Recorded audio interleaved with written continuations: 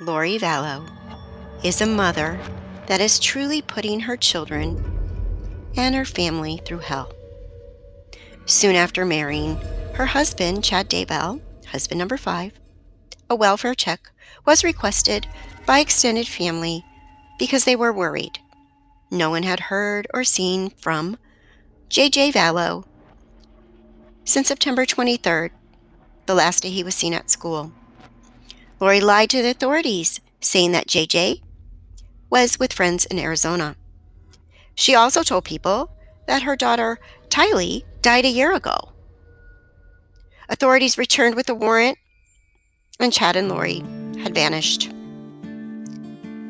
They believe the children are in danger, and Lori knows where they are or what happened to them. This is part 3, Lori Vallow, Chad Daybell, Tylee Ryan, and J.J. Vallow. Welcome to an episode of Left Undone, Incomplete Investigations. I'm Catherine.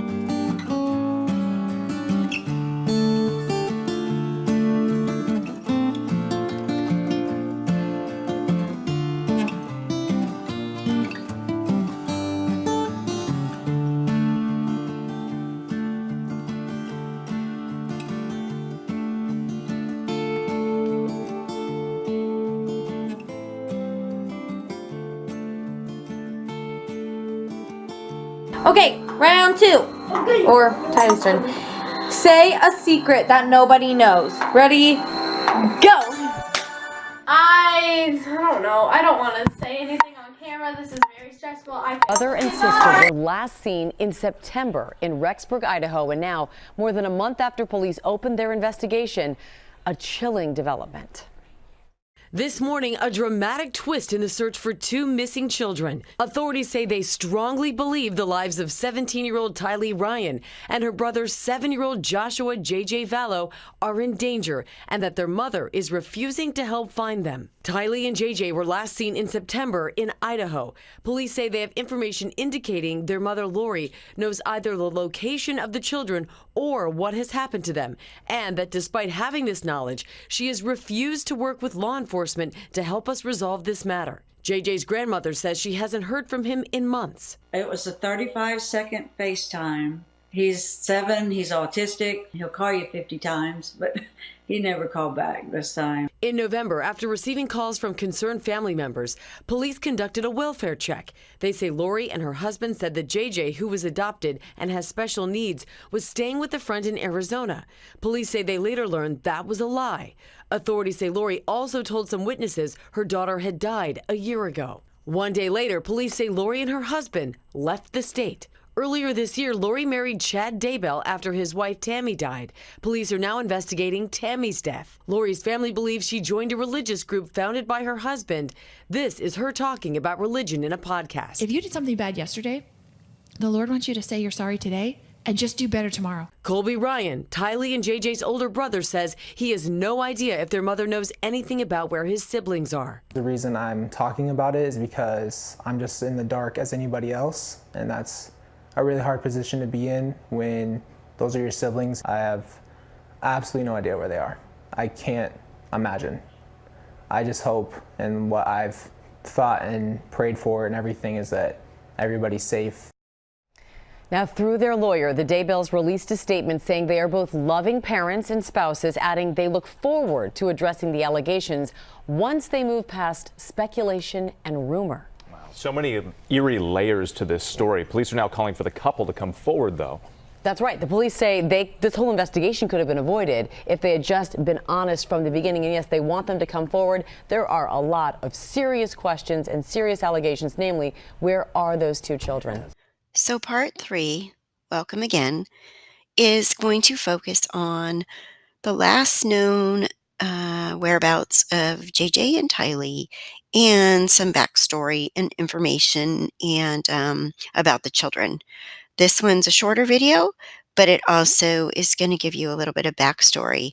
And then as we move on in the next few episodes, we will get deeper and deeper into the craziness of the Lori and Chad and Tammy and the deaths and everything that surrounded and led up to those deaths.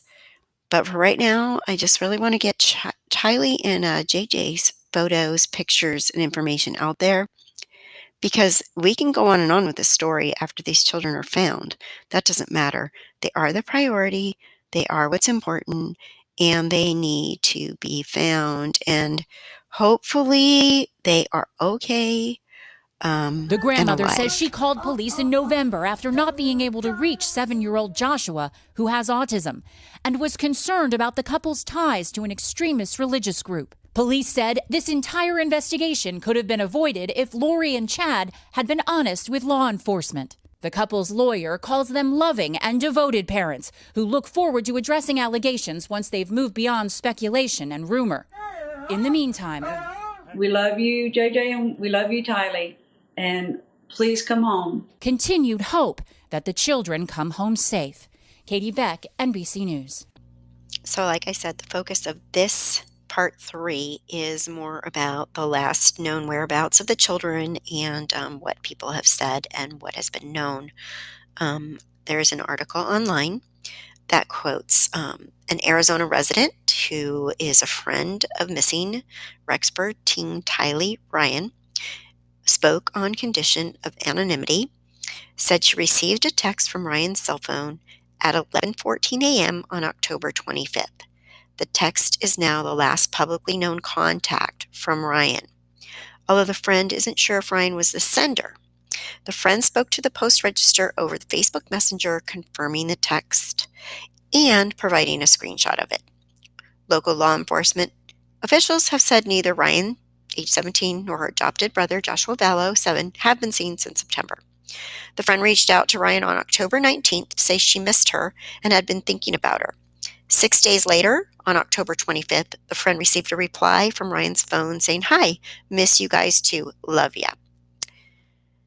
Now that Ryan has gone missing, the friend said she didn't know for sure if it was Ryan who sent the text. The friend said she didn't think the text sounded like Tylee Ryan. She spelled out her words for the most part, the friend said. Plus, she would have texted more if I reached out.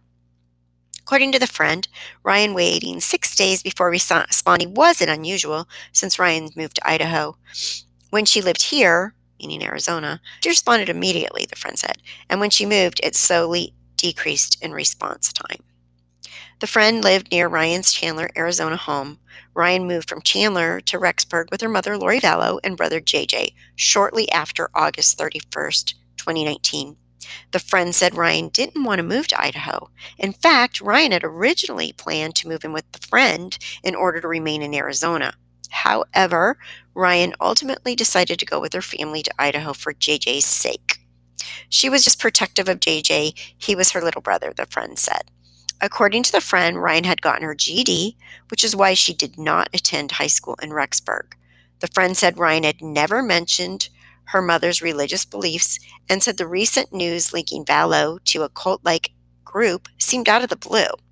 Court documents obtained by Fox 10 Phoenix and published Saturday detail Vallow's belief that she is a translated being who cannot taste death, sent by God to lead 144,000 into millennium. According to the friend, Ryan said her family was leaving Arizona because her mom had gotten a job in Idaho. Apparently that was false, the friend said. The story conflicts with what Vallow told neighbors. Seth Bernard, who lives next door to Vallow's Rexburg apartment, told Fox 13 Salt Lake City that Vallow had told him she had moved to Rexburg in order to attend college. In a Facebook post Sunday, Vallow's former property manager in Arizona, Joe Pongratz, said he asked Vallow to leave following the death of her husband, Charles Vallow, on July 11th at the property she rented. Pongratz was disturbed by several details surrounding Charles Vallow's death. Charles was shot to death by Vallow's brother, Alex Cox, and Pongratz wrote that on the same day Charles died, Vallow texted him, "We are okay, I'll explain later." When he texted her wondering why the police were at the house, Pongratz also wrote that she threw a pool party later that afternoon. That day, the neighbors reported a pool party at the house, the same day Charles was murdered, with loud music and lots of people swimming. Neighbors also reported Alex was staying at the house for several days following the shooting, even though he lived in the same area. I spoke with Lori several times following the shooting, and she never sounded shocked, sad, or heartbroken, as you would think a bride would be watching her husband die. Pongratz wrote in his post.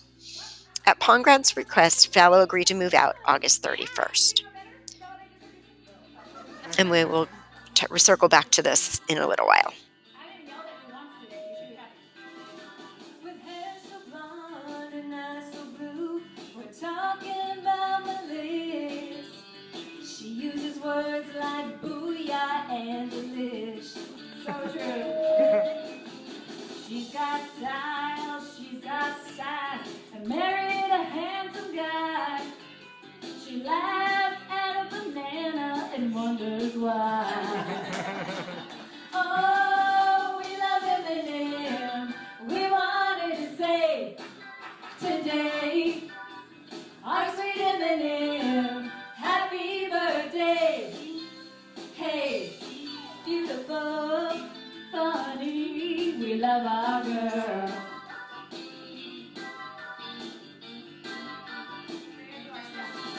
She loves to bake and loves to blog, and how she loves her man. And when it comes to reading books, she's a fan.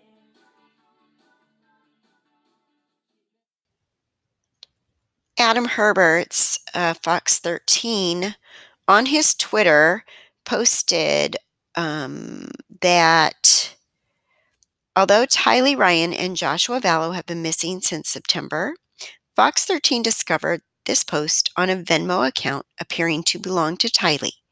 The FBI is looking into these transactions from October 10th and October 16th, along with social media accounts of everyone involved.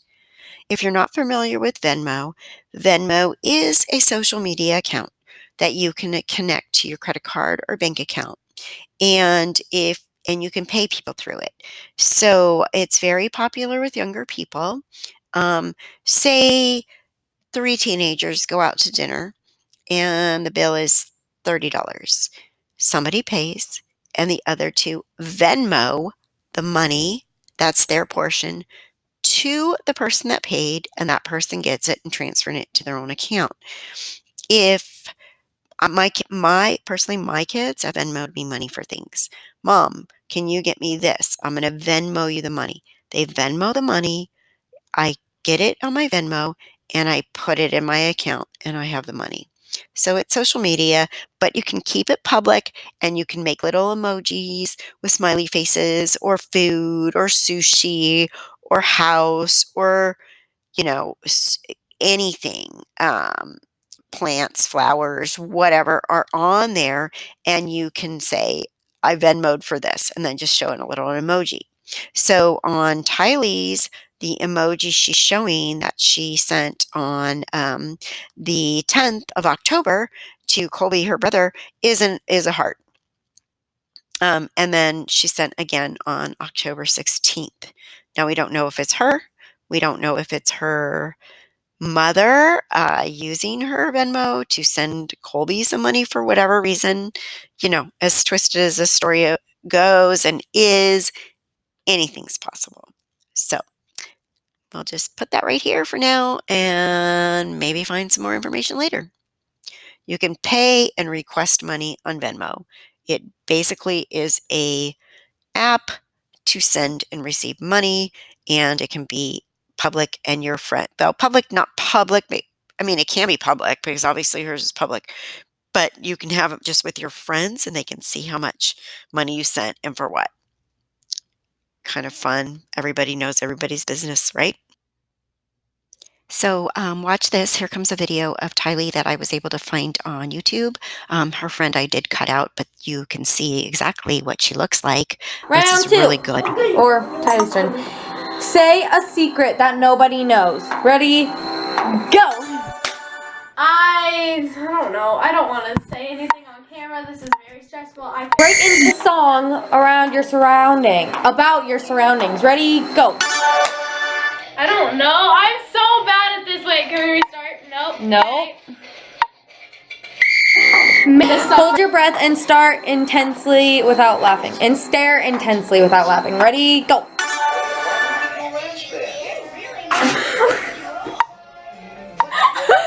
It's way harder than it looks. I promise everyone who's watching, it's so much harder than it looks. And call each letter out like a cheerleader. Okay, ready? Okay, ready? Go. T to the Y to the L to the double E. Your signature football goal celebration. Ready? Go. Woo! That's it. I don't know. Woo! Go Broncos! No Broncos. No Broncos.